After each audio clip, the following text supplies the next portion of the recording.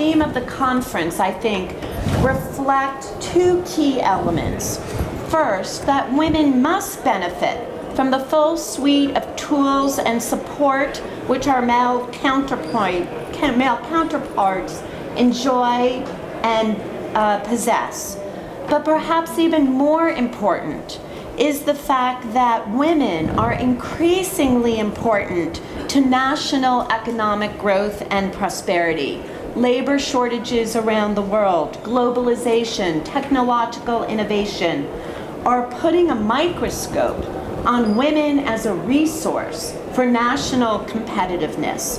So yes, a woman in business needs mentoring and coaching, just like any professional needs mentoring and coaching. But to be really honest, and let's be very clear and direct, economies need us to be coached and mentored and successful as well, because we are increasingly a critical driver in the growth that the economies and the global economy needs. So the question then is, how do we unleash the potential, this multiplier effect of women in the workforce, women as entrepreneurs, women in corporate America, and corporate around the world? How do we ensure that women achieve their goals, our goals, so the nations can achieve theirs?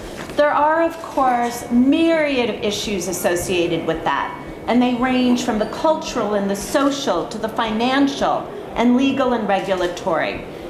But a mega factor is what we're going to talk about today, creating effective and productive coaching, mentoring, relationships, and networking opportunities for women to be successful.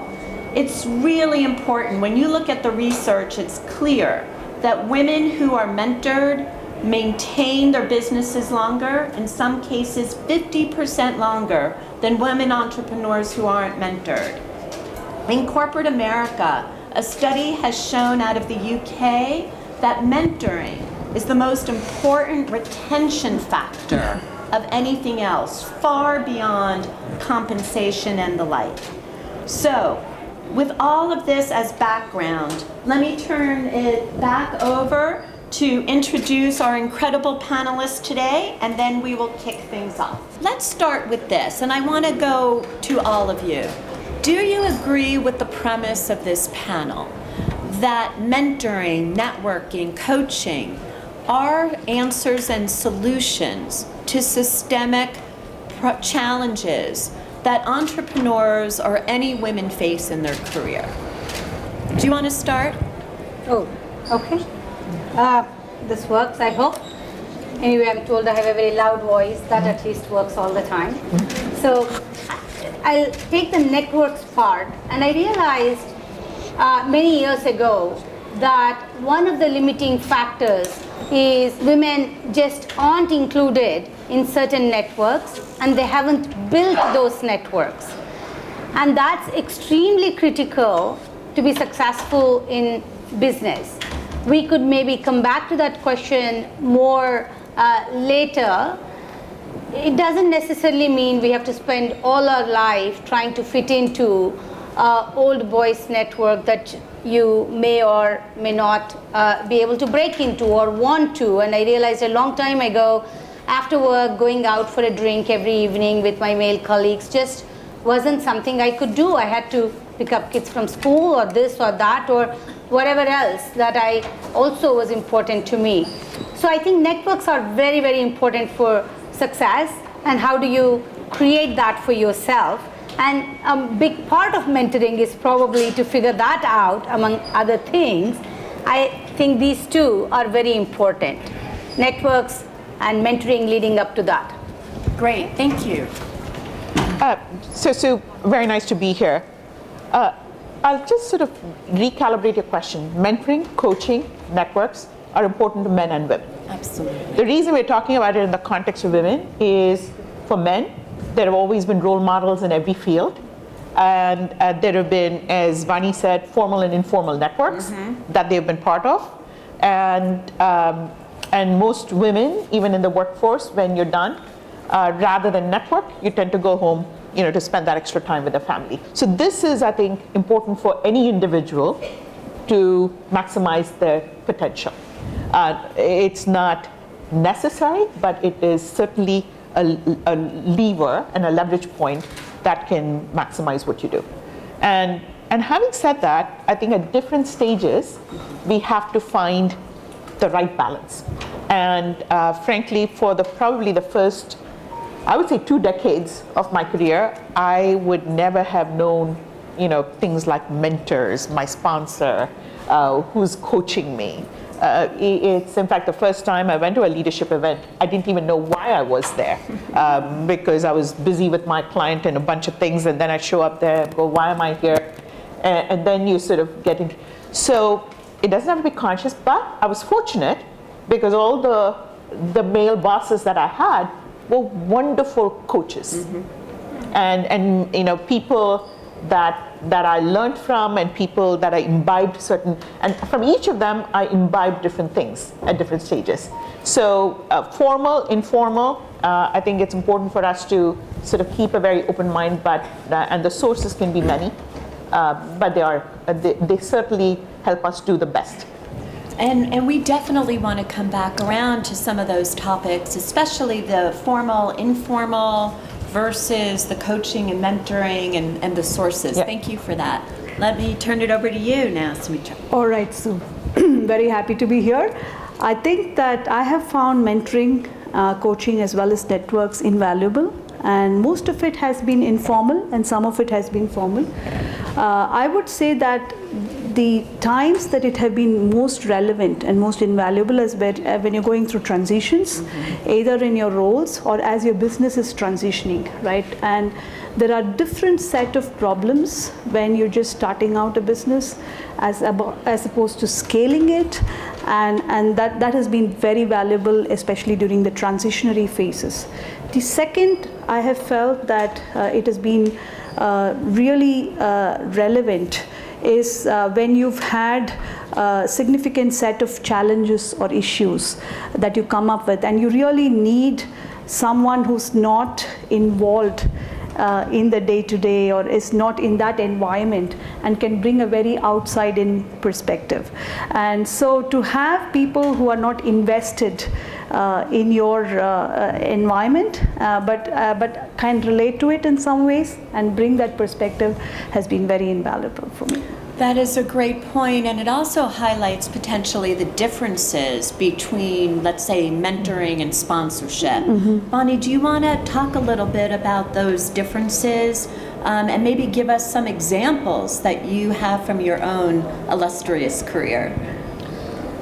It's maybe I'll talk about sponsorship for a minute, but in a very different context, because much of my last 3 decades of work life, first as an entrepreneur that built enterprise software companies, and now as a venture capitalist in the last decade that I've spent in India, I was not necessarily part of large corporations. So the word sponsorship to me meant slightly different things. In fact, I didn't know this person who I had considered a sponsor and a mentor was going to be here.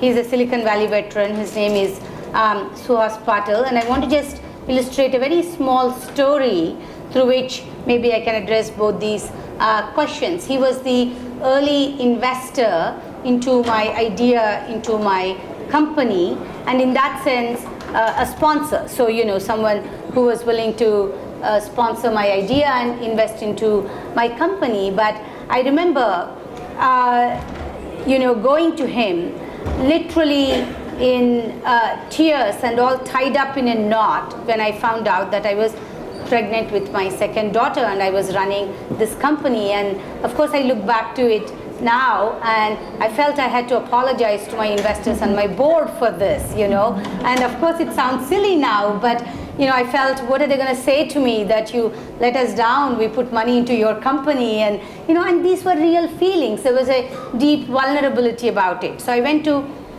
talk to him, and for 15 minutes I couldn't push words out of my mouth. And finally, I blurted out, I'm pregnant. I haven't even told my parents yet. And he said, did you tell your husband? And I said, yes, I did. And he said, then why are you apologizing? It's not a disease. And it meant so much that at that moment, should I have been vulnerable? Should I have not been? Should I have been more confident?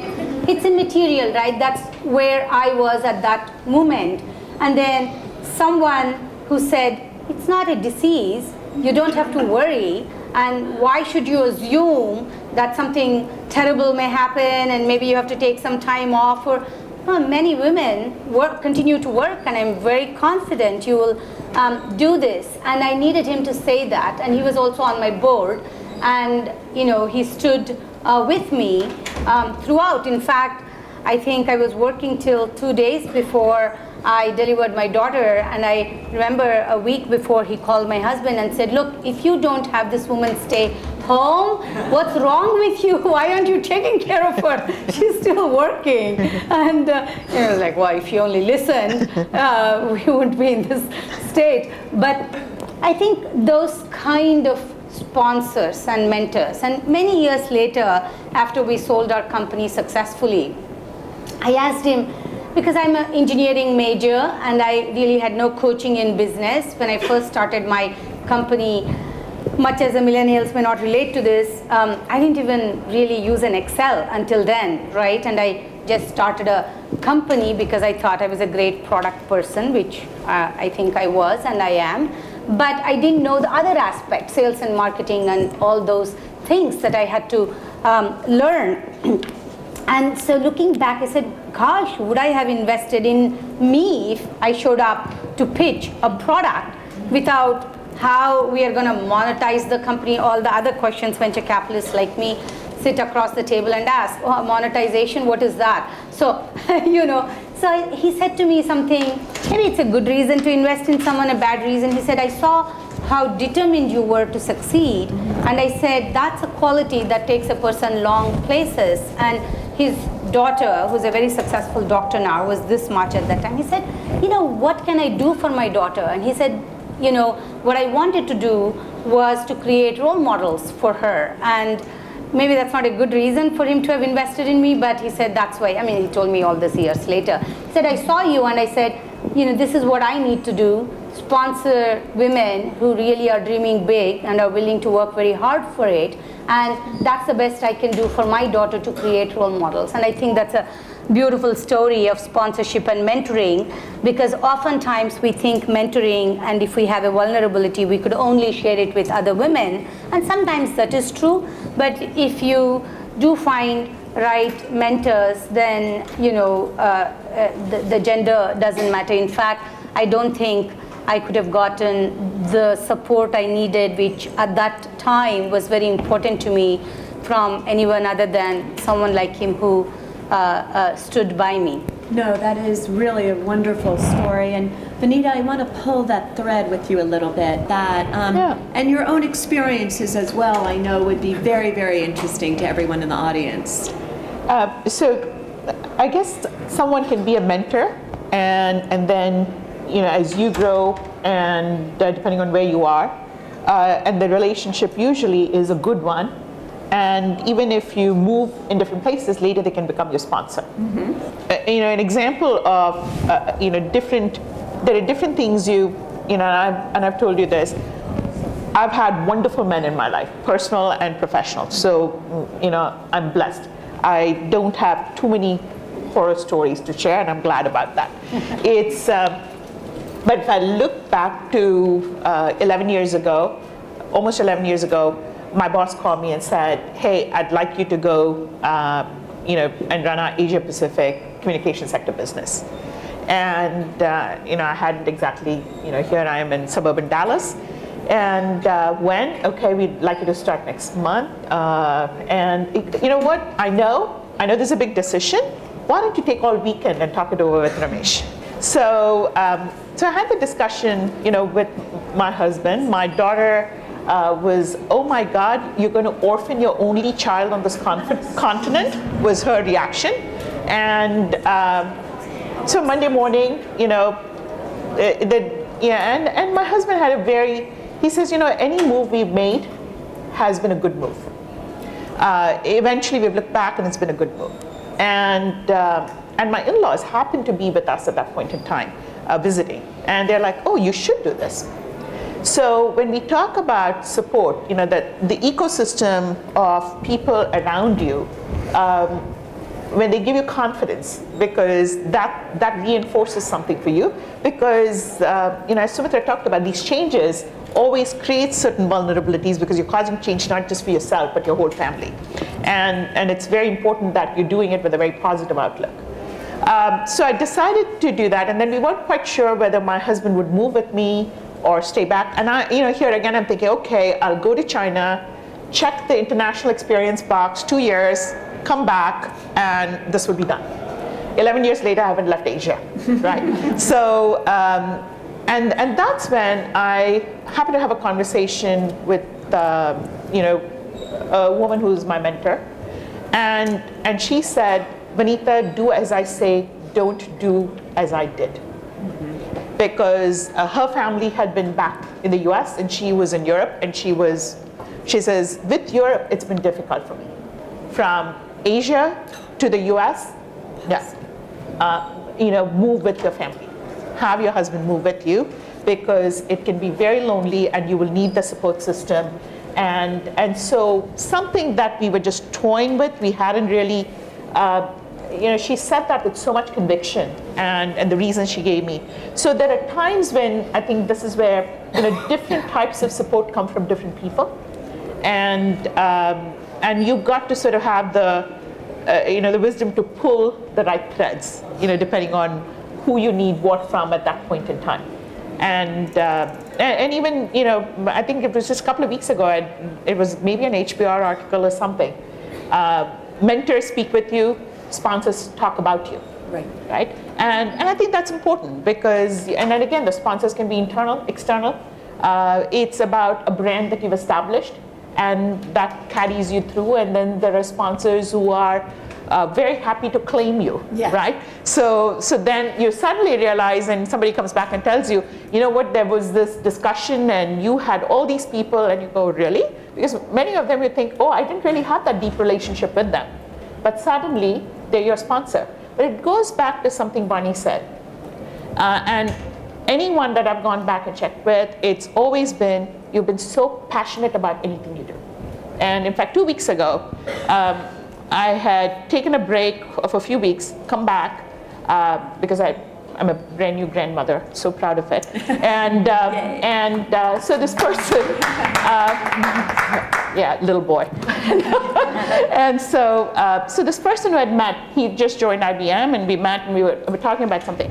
And he looks at me, so first he's sort of going, okay, he had to see my grandson's picture because I was anybody who was there, I'm showing and then we go through this whole discussion. He says, my God, how can you be here 30 years and you're so passionate? So that passion that you have for what you do is what wins you sponsors, I think. No, that's great. And your definition of mentor versus sponsor, that's a really important aspect of it. I've also heard it said that you pick a mentor, but a sponsor picks you. Yes, right? absolutely. And so even if you don't know you have a sponsor, that person, male or female, hopefully is there pulling for you. And I'll add one more thing. The sponsors in my career, their ambition for me has always exceeded my aspirations for myself. And I think they always saw capability for me ahead of when I saw for myself. Yeah, that's great. Sumitra, you mentioned earlier in your remarks the difference between formal and informal mentoring. And I think that's a very important topic right now, and certainly for people in the nonprofit and corporate world, this is a major thrust internally, and for entrepreneurs, this is the perennial search, right? So I've heard some people say that formalizing mentoring is like trying to institutionalize innovation, right? You can't do it. It has to happen organically and innately. What are your views on that? What has been your experience in that regard? So I have used a combination of both, and I have used coaches in a very formal way, and I think that there have been a lot of benefits because of that. And especially I think to going back to for having sponsors find you and all of that, the way you communicate what you do is very, very important. I think that based on my last 30 years experience, I can very confidently say that most women expect that they do their job well and they get noticed and people take care of them, you know? And that's never the case, right? And I think that was a big revelation after a couple of decades for me. And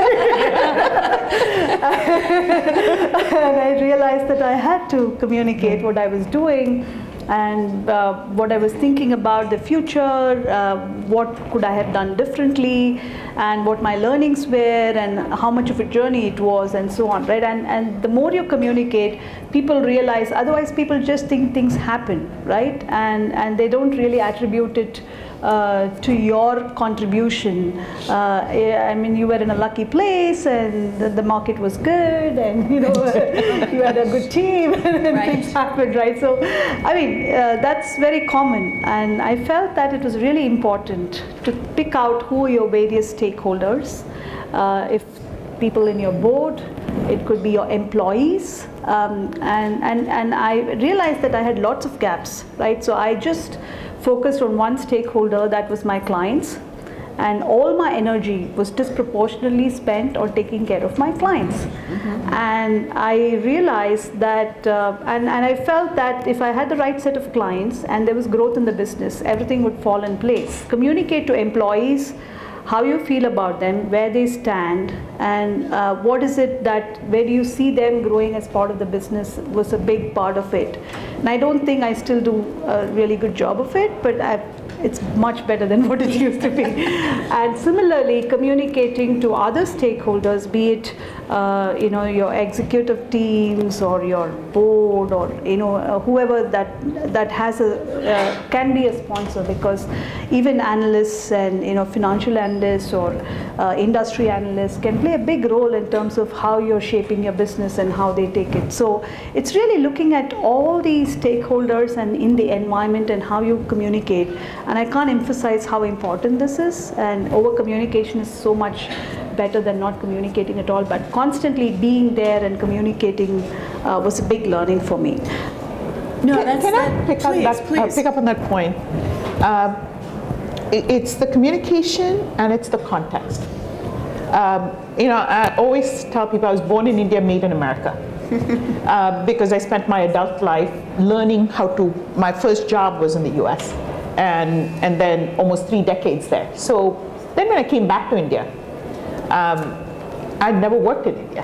And so it was something that you had to sort of reprogram assumptions and context, and how you relate to your employees, your peers, your market, because some things are the same, but some things are a little bit, the assumptions are different, and your experiences are different, and you build your assumptions based on your experiences.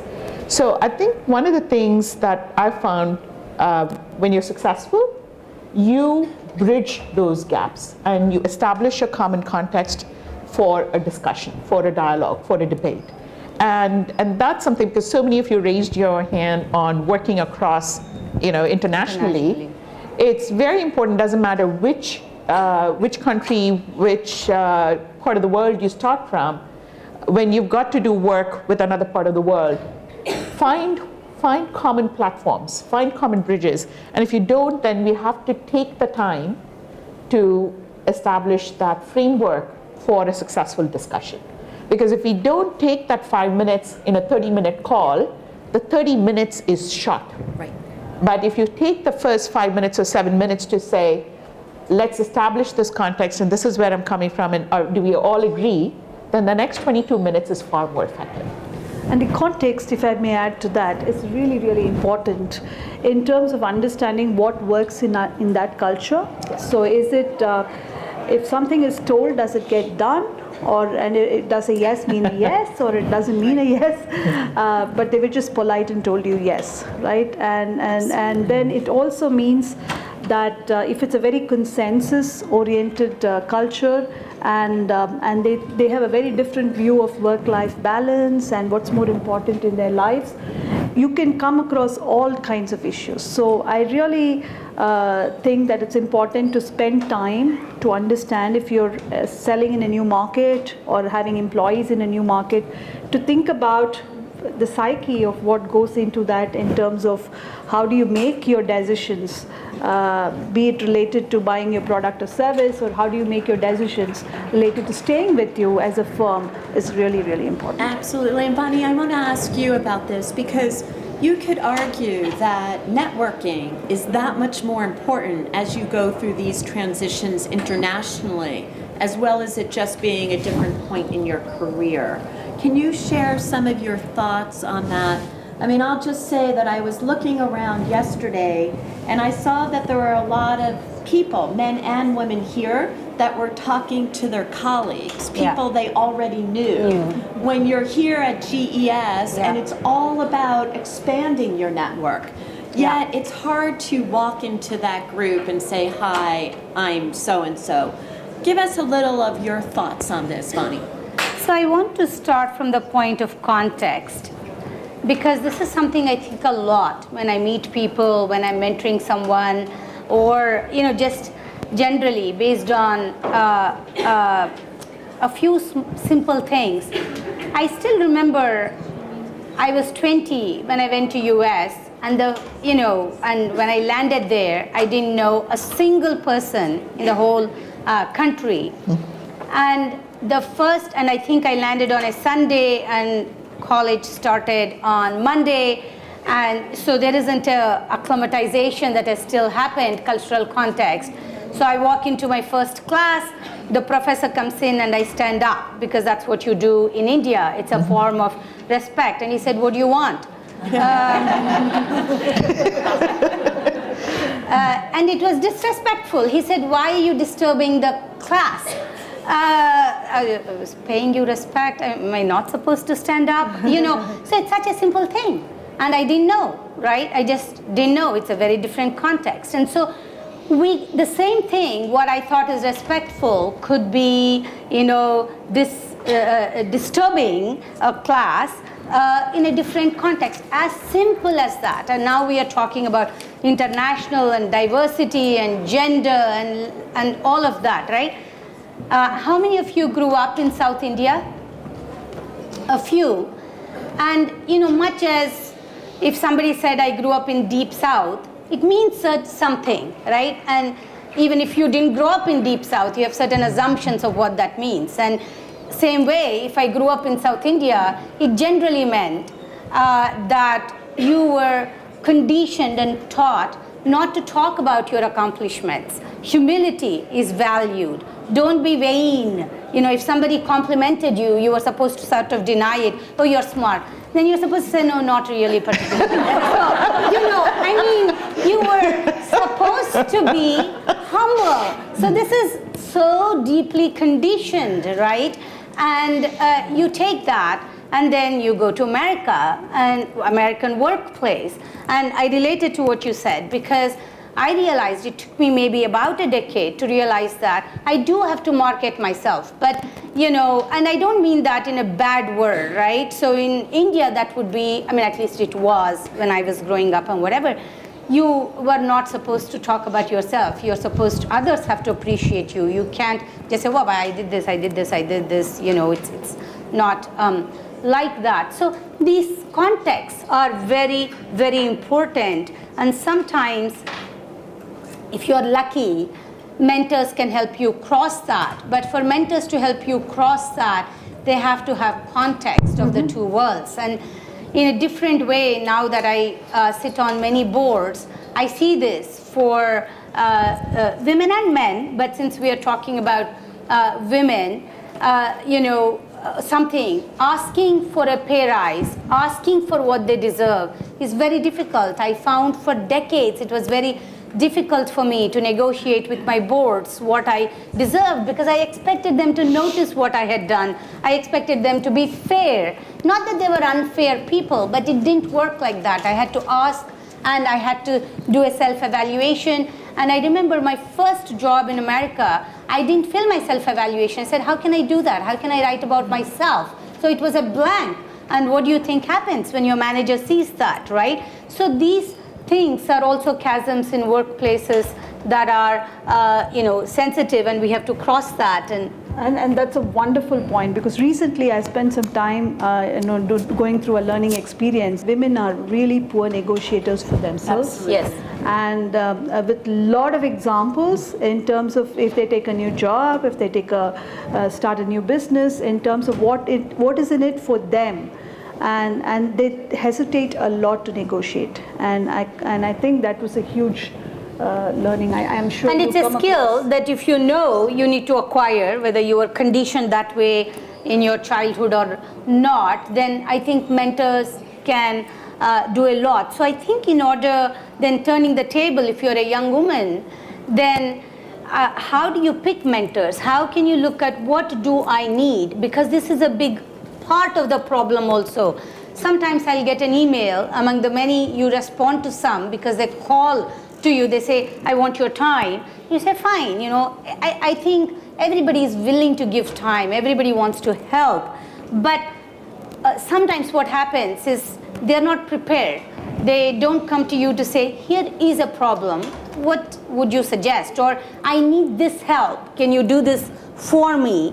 Instead, sometimes what I get if I take the time, not always, so I want to be careful about it. Can you tell me about your life? Where do you want me to start and why, right? So, and how is it relevant to you what I did in my life? Tell me what you need, right? So one of the most important things that we need to also do when we talk about mentoring is not just the mentoring we received. Obviously, without that, we wouldn't be, sitting here necessarily. So somebody did something for us. All of us are willing to pay forward, pay back. But how do we ensure it reaches your time and support that you're willing to give? How do you make sure that can be used well, and how do you make sure that it can be leveraged? Absolutely. So let me pick on that. Specific. Yeah. If I go back, and I think this is because you said, how do you find the right mentors? Things I remember are not generalities. Things I remember are very small but specific things. Yeah. And I'll give you two examples. Very early on, again, I learned reading and writing English in India. My business writing was in the US. And when you learn to write and read in India, it's flowery literature. Yeah. And business English is short and crisp.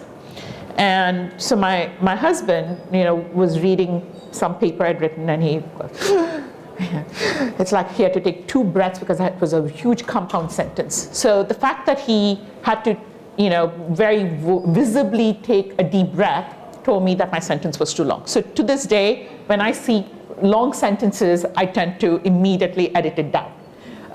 Another thing, I would write letters and said, I feel this is very important, and one of my early bosses told me, you don't need to feel, you need to believe. Mm-hmm. How you feel doesn't matter. So to this day, when I see anybody's letter which says I feel, if it's a business letter, I score that out. I say, do you believe?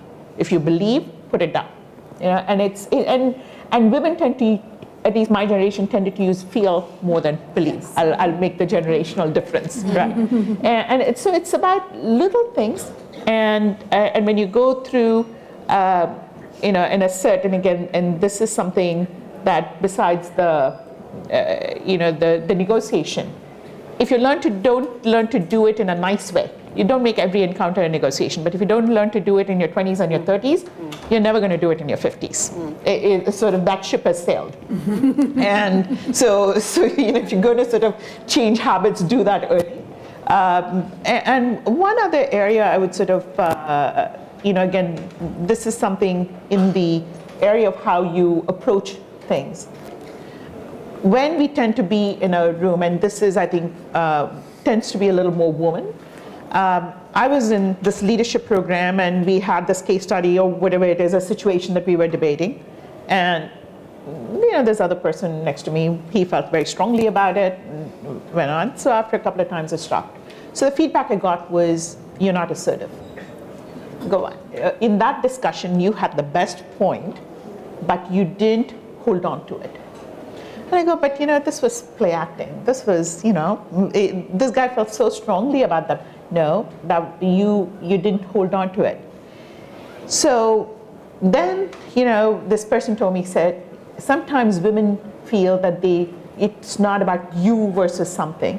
So if it bothers you that it's you, think about it. If you do not fight for your point, the IBM company is settling for a lesser idea that day.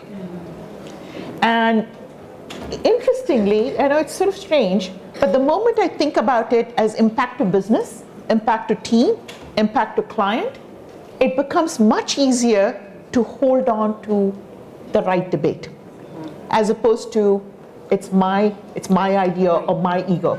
Right. No. So there's a couple of these sort of very specific things over a period of time that to this day I remember, and in some ways I guess I internalize. And those build on each other. They might be individually not so strategic, but the collective benefit of those are. So we had such a good discussion here. So many points arose, right? Everything from, your husband, your spouses as a mentor themselves, right? As being a good negotiator for yourself. And if you haven't read the book, The Confidence Game, I would really recommend it. Yeah. Because the statistics there are frightening about women and negotiating. We talked a little bit about setting goals and potentially metrics when you engage with a mentor. So both the protege and the mentor have a sense of success at the end. So many things to pick up on. But I do want to turn to all of you. We have a lot of people in the audience, and I want to try to get as many questions as we can. There's a joke that says, a man is dying and he says to God, why didn't you ever let me win the lottery? And God said, why did you never buy a ticket, right? So don't leave today without asking your question, okay? So what I'm going to do to facilitate this a little bit is take about 3 or 4 questions at once, and then we'll open it up to the panel, and we'll go through that round until we are going to come back and conclude, okay? So I see a hand right there. Yes? Yeah, okay. Basically, I asked myself what I'm giving back, because it should be kind of like mutually beneficial relations. And I know that the person should probably get something back, but I still doubt. I still ask myself, like I'm still junior, and probably there is nothing, and they just spend their time.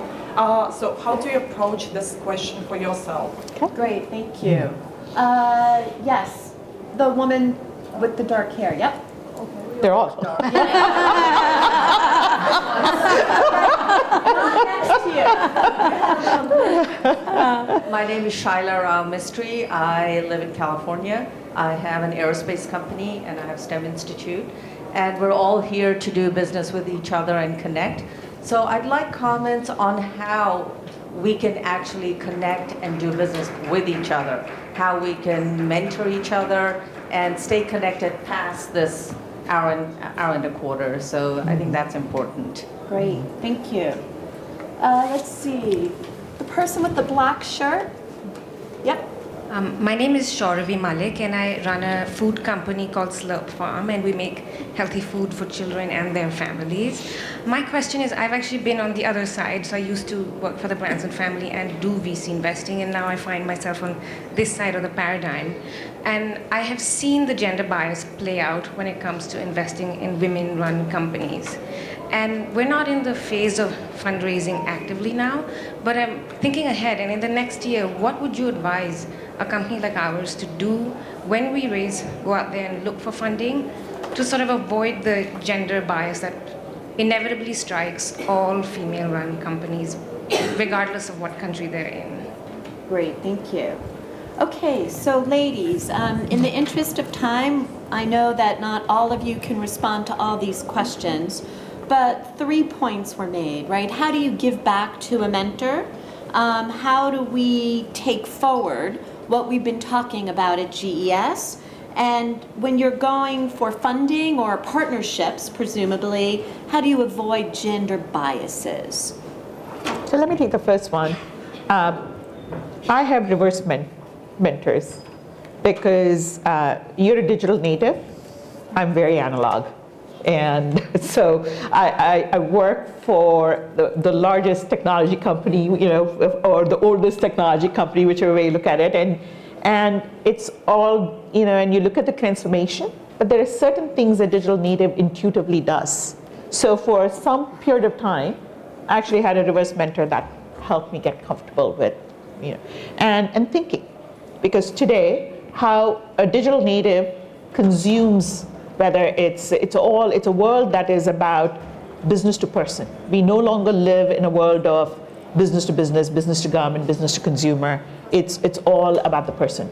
So how you see something is different than how I see it because of the world we come from. So when you approach a discussion, if you also did a little bit of research around things that could be valuable to the person on the other. So yes, there are a set of things, as Vani said, the more precise you can be in terms of what you want. And more often than not, it's better to ask your mentor to give you tools to make your own decision as opposed to ask them to help you make this, because that is not, because you're not going to have all the context that you have. But you can certainly get tools to help you do that. So I guess those are a couple of things I would say on that. That's point. great, Yeah. thank you. Bonnie, do you want to take the question about funding and avoiding gender biases? Yeah, I'm trying to honestly think about how to answer that question.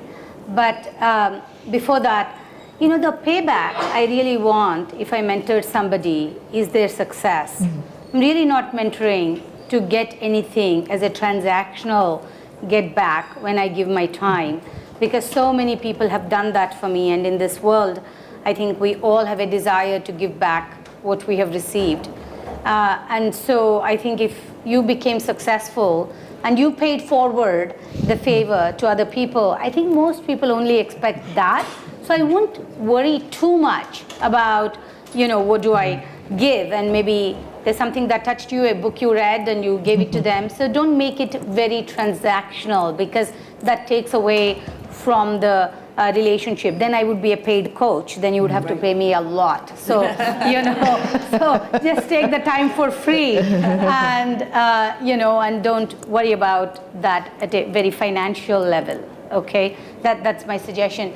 My question to you is, why are you so confident that there is a gender bias in funding? Have you done 100 pitches and you've been rejected by all 100 because, no, hold on, let me just finish, right? And only because of your gender, are you pitching more than your male counterparts, and so on and so forth? I think I pitched to 100 venture capitalists before they invested in me, and I could look at it as gender, I could look at it as the law of averages. In general, only 2% of companies that are founded really get funded. That's a real statistic. And so in our own firm, we have tracked data over the last decade, and gender apart, we invest in 2% of the companies that come to meet us, right? And so the rest of the 98% could phrase that into whatever context as bias, right? I think investors are really capitalist to the core, the good and the bad of it. So they need to make a return, and if they are convinced they'll make a return with you, your gender, size, shape, I don't think orientation really plays such a big role as you might think. I lead a fairly large venture capital firm, and we were talking earlier, Renuka in Mumbai leads a very large PE firm, and so I think in India, at least, and I think anywhere in the world, but there may be a communication style that's an issue also, right? Are you able to communicate, like she said, are you talking about benefits? Are you talking about, where this company will be in time, what the real market opportunity is? And I remember, I think I said this story actually a couple of days back when we were talking about it. When I was VC fundraising, I was pregnant with the same one that I talked earlier, and that one is now 19. So So it's many years ago we are talking about this happened, and I didn't even realize, but one of the venture capitalists said, you're really almost look like 7 or 8 months pregnant, and I would rather not take the risk right now, just wait, right, and see how it all works out, and then think about if I should fund you. And that didn't even occur to me. But what I realized with that and how I got that answer was, I said, could you give me 10 minutes to sit down and say why you don't want to fund me? And I'm surprised how many people don't even ask that question when we are not funding them. And it's not that I won't give that 10 minutes, right? But they're not asking, and they don't want to hear that truth. Whatever that is, it's because, this, that, or the other. And if you do, you might get some answers to what is it about your business plan that is not clicking for them.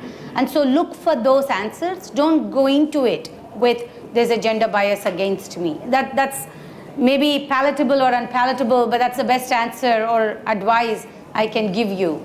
And I think on that point, have the self-reflection, if you think there is, whether your confidence and your conviction in your plan equals that of your male counterpart. Because the person sitting at the other end is looking for confidence and conviction, right? So that's where we have to sort of work on our style and approach and belief, and then it sort of changes. Then you're no longer a woman sitting on the other And side. just one point, Susan, I want to add to this is, again, with a 23 and a 19-year-old that I have, there is fitting into the system that we talked about, both girls, but there is also a very important point, which is being yourself, right? For me, that's wearing a loud color. I like it, okay? If it's business appropriate or not, not in India. In India, it's very business appropriate, but in US. But, can I be myself? And I think there are many things that you could be yourself. And you talked about Dallas. I was doing enterprise sales in Dallas, and I discovered deals are closed in Gentlemen's Club, which I had never been to before. In India, maybe they have them, I don't know. Me neither. Yeah, you have gone or you haven't gone? Me neither. No, I went. So, but it happens in Dallas. That's how it happens. But I said, look, I won't do this, right? It's demeaning. At least that's how I felt. Not moralistically taking a position, but I don't think I should close a deal here. And we still were very successful. So I do think there are things that you can stand and say, I won't follow the system, I will be who I am, and you can still be successful. And I worry about that part with my young girls, to say, know when you should stand up for what you are and what you want to be also. See, that's where you can change the rules, because very early on I found that all of the networking opportunities were you could get baseball tickets, football tickets, hockey tickets. Get drunk? And I can do that, but but I'm not. I'm not a sports fanatic, and going is, you can only watch so many Cardinal games and other games, and it was not my thing. So I looked around and I found that we could get tickets for something called the Fox Club, which had where you could get Broadway shows. Right. So I got us, the season's tickets for that, the little booth and the evening dinner, etc. And I started to invite my clients and their wives, because in most cases it was their wives. And I found that their wives just loved it, because they never accompanied their husbands to here they saw Les Miserables, they saw all the nice Broadway shows, it was a nice dinner, and at the end of every one of those evenings, it was, now you tell me if Dennis is not buying enough from you. and so the next time you walk in to see Dennis, you're going, how's Hazel? How's so-and-so's recital? Because I spent the entire evening learning about them from their wives. So you can sort of change the game in a subtle way that then allows you to have an advantage. Absolutely. Network on your own terms, right? Yeah. We're going to go back to questions in 1 minute, but Sumitra, any quick thought on the question about where we go from here and how we stay connected? I think we can use, there are a number of platforms that enable you to connect, and it's really for you to identify those common interests and create interest groups.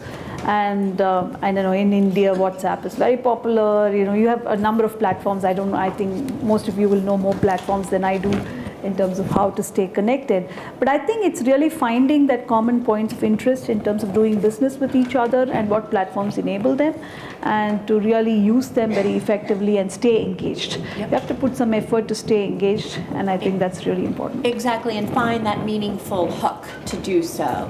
Okay, we're going to do one more round of speed dating here, okay? So I live in Hyderabad since the last 2 years. So I'm not raised in South India. I'm from Belgium originally. I'm working in the renewable energy space for the company 3E that Chandra nicely redefined. And I'm starting to understand how it's different of doing business in Europe as doing in India. Yes. But I was just wondering, you are very experienced, maybe South Indian ladies, but I work for Pan India. If you could give some advice, I work in a man's world, so renewable energy is a man's world, it's an Indian man's world. If you can give some advice for a Belgian lady doing work in an Indian man's world. Great, thank you. Yes, ma'am. Hi, my name is Chantel. I'm also new to the VC space. My question is about networking through sexual harassment. That's been a big challenge for me, is encountering that while I'm trying to build business relationships with men who are more interested in my personal business than my professional business. So yeah, how do you all navigate that, or how do you? Thank you. Yeah, the gentleman with the white shirt. You've all been mentors to a lot of people, and as a looking to help other people in my organization build relationships with mentors for them, what has convinced you to take on someone as a mentee when it's almost kind of like adopting someone as well? Great. And ma'am, yes. Hi, this is Pratyusha here. Thanks a lot for all your great tips on communication and negotiation and trying to build from the kind of cultural fitment we are all in. My question to any one of you would be, how did you break the glass ceiling and go up there? It's great to go 15, 20 years in the industry, or even in the startups and ventures, you can get to a certain level. But to be the billionaire or to be the corporate professional, all of you all have broken the glass ceiling. How did you do that? Maybe some advice or tips. I know mentoring, coaching, networks are great. But that one big mantra and word I can take back from here. Thank you. And the gentleman way in the back, and then we'll quickly run through these. Hello, good morning, ma'am. I'm Commander Jagmohan Bhogal, National Project Director for Pradhan Mantri Yuva Yojana. We are looking forward to making a mentor network for the students, particularly from the 11th, 12th standard in schools, and then BTech colleges and other colleges. What would be the right fit of mentors? Because we get the entrepreneurs, they may not be able to immediately coach at the level where the students are. So what would be the right fit of mentors to get on board this program? Thank you. Great, thank you. So ladies, there were, I would say, 3 groups of questions, okay? One was breaking this glass ceiling, right? Whether it's in renewables, whether it's a generals, getting through the glass ceiling, dealing with discrimination or harassment, that's one. The second one was, what is the hook for you? What is that one thing that makes you choose the mentoree, right? And then finally, the last question regarding ideas and thoughts about mentoring for students. And I know we're getting very, very short on time, but if we can quickly... How about 20 minutes? Oh, okay, okay, great. Oh, okay. Perfect. Okay. So let me, doing business over here, I learned this very early on, that when somebody asks you for the best and final price, it's not best and it's not final. It's almost there. So my first experience is when I came back to India, my team said best and final price, I would give it to them. And then next month it would be, oh no, there's another round. So I actually went to the client and I told them my team asked me for this and I gave it to them. And next time you tell me how many best and final we have to work. So I worked my way, because you need to know that you found the best and I need to know that I'm giving the best, so there's not a mismatch. And I think the client was so taken aback with how direct I was, and the fact that, and also realized that, she can't be that dumb, so it must be real. And so it is understanding where I think you have to set some of those parameters in a nice way to understand the process. So the whole decision-making process, because it does vary from country to country, company to company, person to person, and if you can't sort of bridge that initial culture, then that's where you find people who can help you understand what the drivers are. And again, the drivers, whether it's a promoter-driven company, a public sector company, a private professionally run company, can vary. So, one could be budget-driven, one can be, something else driven. So, more than I would say culture, it's all these other things that are unique to the environment that you're operating in, and then the ecosystem that supports it. That you can learn from a variety of people. So for me, I had to learn a lot from my team when I first got here, and I also learned from my clients, right? So it is. And then to your question, I don't know that I ever thought about it as a glass ceiling. Yeah. And to be honest with you, I have not done the kinds of things that Vani has, which are entirely individually driven out there. So in that, I have so much admiration for what she does and how she's done it. For me, it's always been, I think I've done what I've done, to the best of my ability. Sounds trite. And along the way, I have, I think, picked up a lot of sponsors. I've never thought of them as sponsors even early in my career, but when people, and it's how over a time, you don't say I'm going to build a brand.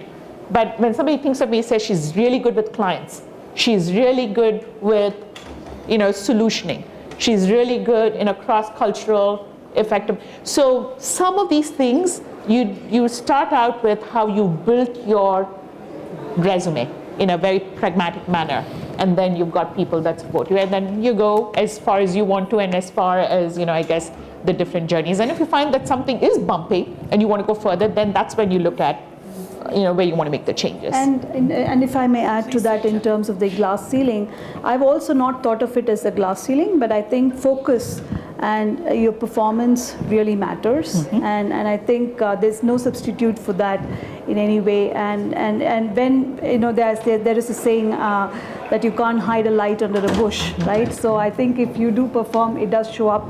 A little later maybe, but it does show up, right? That is number one. And second, I think we all make choices and they have a consequence, right? So she spoke about moving. I have moved continents over a weekend, just decided moved. Fortunately for me, I didn't have to ask my husband or anybody. I'm single and I've remained single, and that helps. So I make my choices, and that have helped me. And based on the business models in today's world, I think you have a very connected global business models that require all kinds of hours, all kinds of travel, and so when you make those choices, they have definitely an impact on what businesses you do and how you grow there as well. Right? Yeah, it's very hard to argue with a record of success and a person of integrity. And if you can't get those in the same place, then I would say you're in the wrong place, right? Yeah. It's part of the decisions we have to always make. There is a lot that opens up because it's the time period where they need to think about what do I want to become, and more opportunities they have, and maybe they can, it's not shadow, maybe they get to hear from all these successful people how they navigated life choices that they made at that age, and that sounds to me like a program that could be useful to them. And in terms of how you choose whom to mentor, the paucity of time means you have to choose, so you can't give your time to everyone. At least in my case, I look at, can I really add value, and does this person really want to absorb that? So a lot of people really ask for mentoring, but I don't think they're willing to invest into what it takes to learn from that. And oftentimes mentoring is a euphemism to tell me that I'm right. Okay, that's what they really want you to do. And it's not about endorsing, and that's really a waste of time. Are you really willing to be challenged? Are you really willing to listen? And if I believe that, then, whatever time I can give, that would be the filter and the qualification. And I don't know what to say about harassment. It depends on how serious it is. But in the few instances, I've just been very open to say, I'm very uncomfortable about this, and it'll be interesting to see how they react. And I'll share a small story. Once we had a big marketing event like this, and all our board members were there. This was in Fairmont in San Jose, in fact, and one of my young, very talented marketing girls who was maybe 24, 25, had just finished her MBA. She comes and she tells me, I'm very uncomfortable with this board member who's been asking me to come to his room. Now you could look at it any different ways. He's over 50, is he just asking her to come to his room to help him with all the things that he needs? Is this appropriate? Is this not? Is she over imagining it? Is he, really in the wrong? And finally, and in the middle of a big conference I'm hosting, do I really want to deal with this right now? And one reaction would be, I don't want to deal with this. But, I had observed her for over a year. She was very sincere, very hardworking.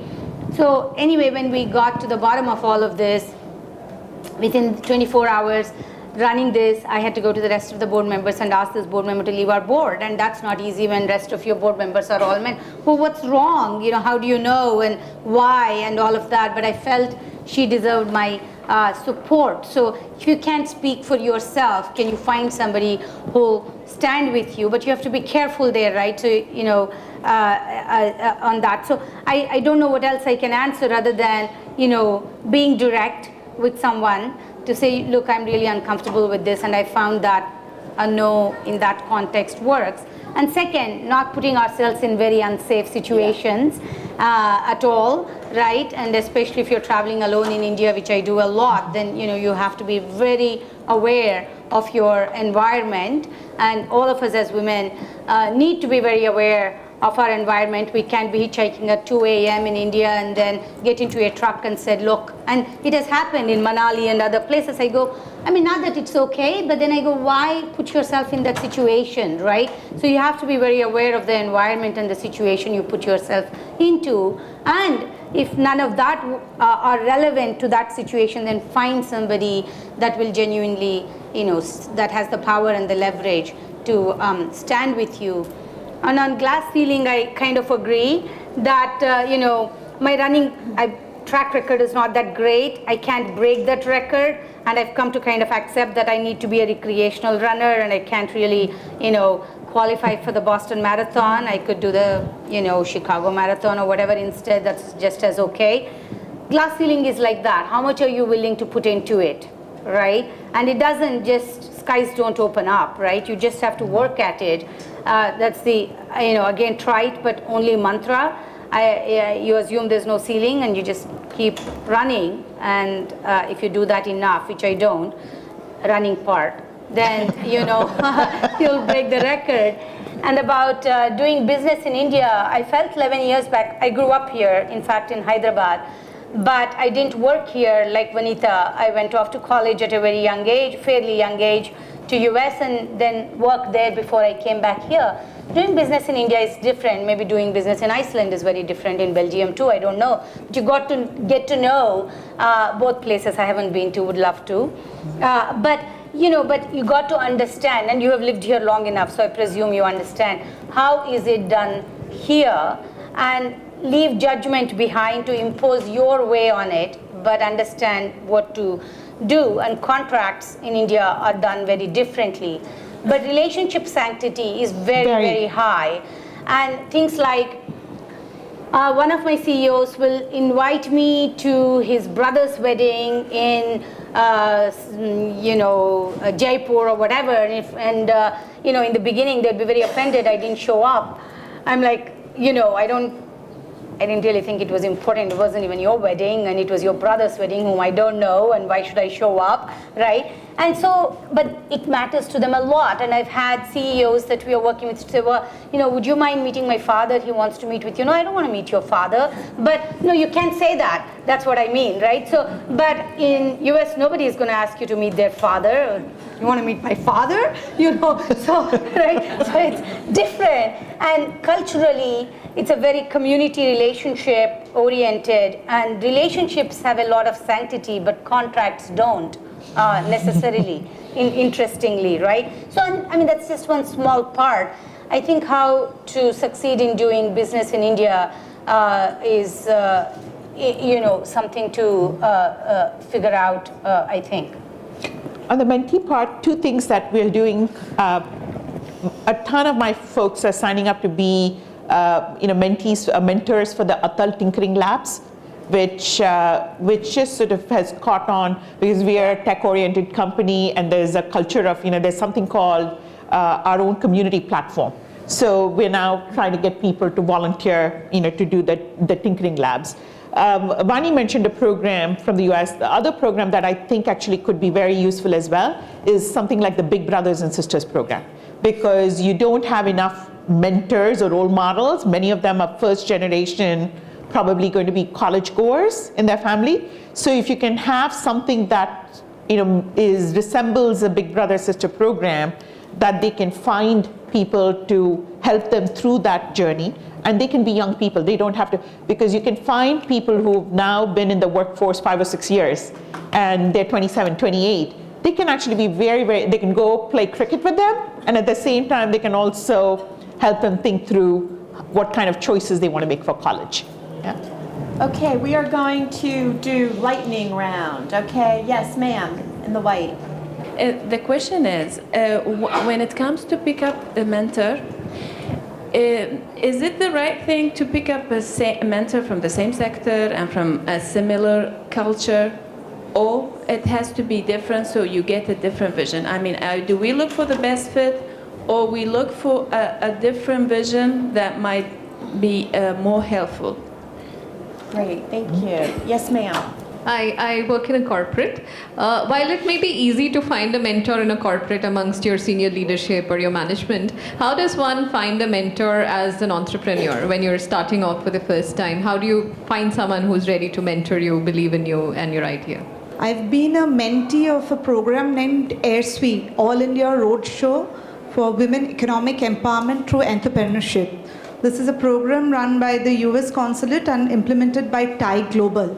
So this program, the first batch was launched sometime early this year, and they selected about 125 women entrepreneurs across India from various cities and gave them mentoring support. Then 25 were selected out of this, and they were mentored through 2 sets of mentors, one from the US and one from the Indian side.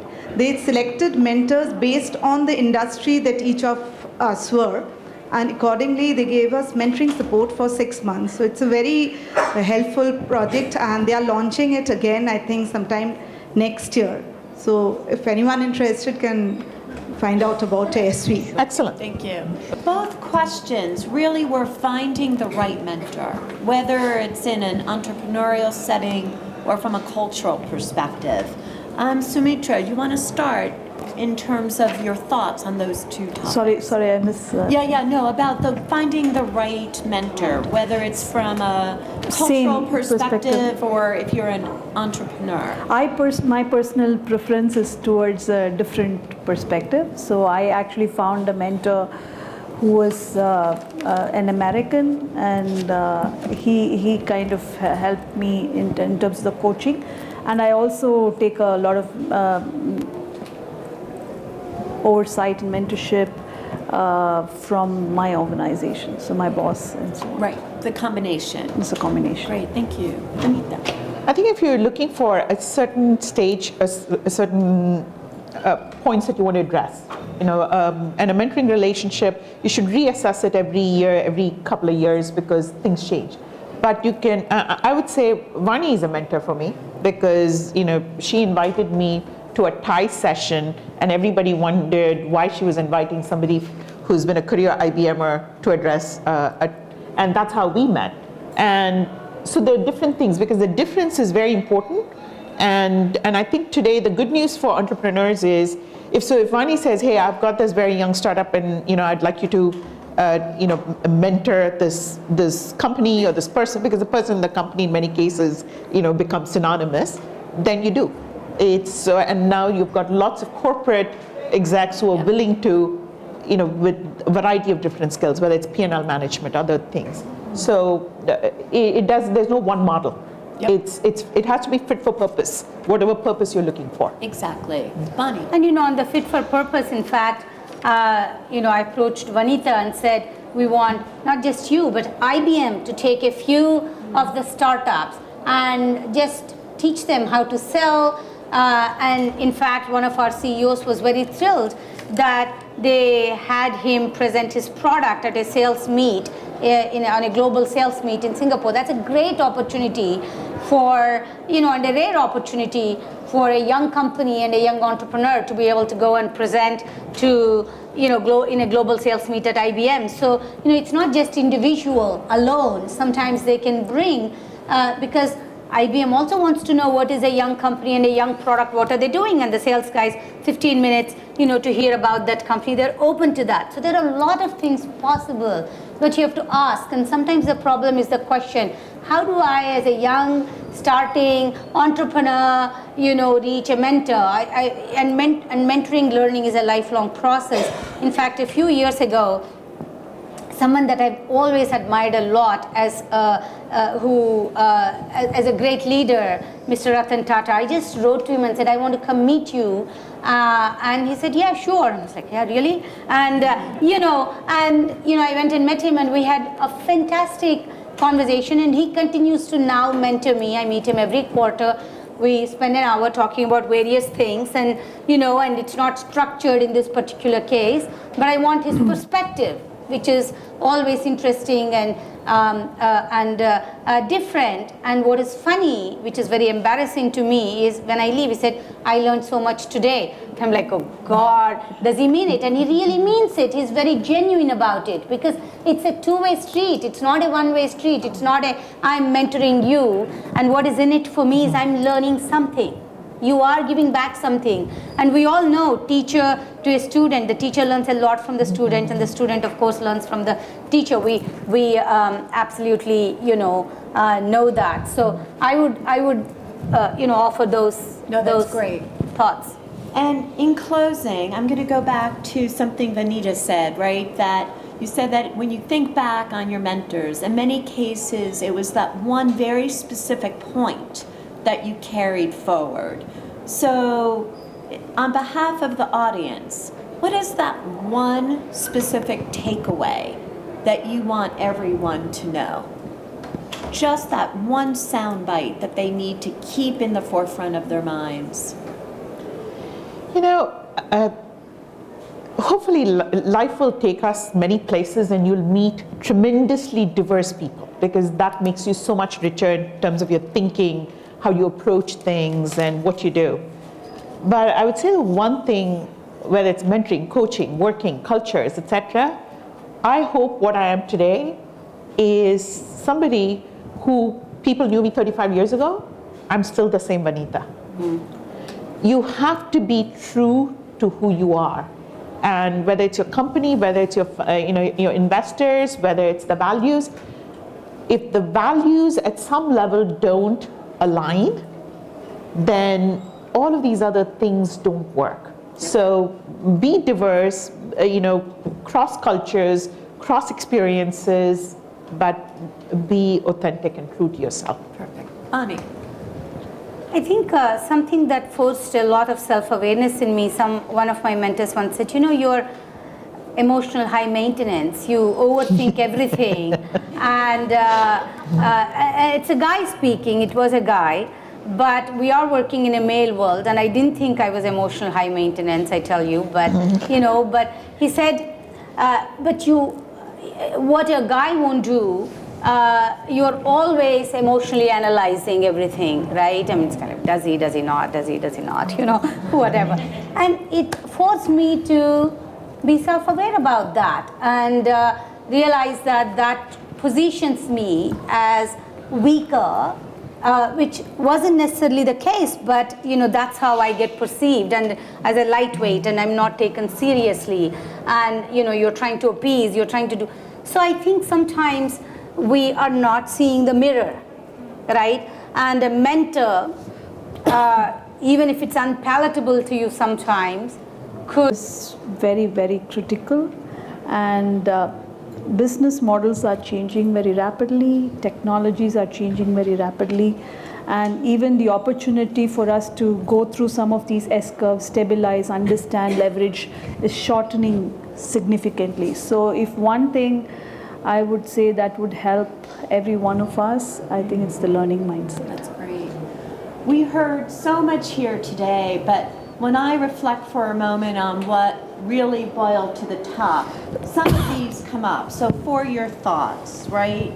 Passion, confidence, and I would add determination, right? Inherent in everything we do. Communication, context, perspective, as part of the filter and the lens for learning and for engaging. Be clear with your mentor, what you want, what you're looking for, the role you want them to play. Consider evolving your mentoring and coaching relationships as you evolve and as your business evolves. Think about a mix of men and women, a mix of people from different cultures, and more than one mentor, right? It's not a one-size-fits-all game, right? And I think also what we heard these fabulous women talk about is, in the end, be true to yourself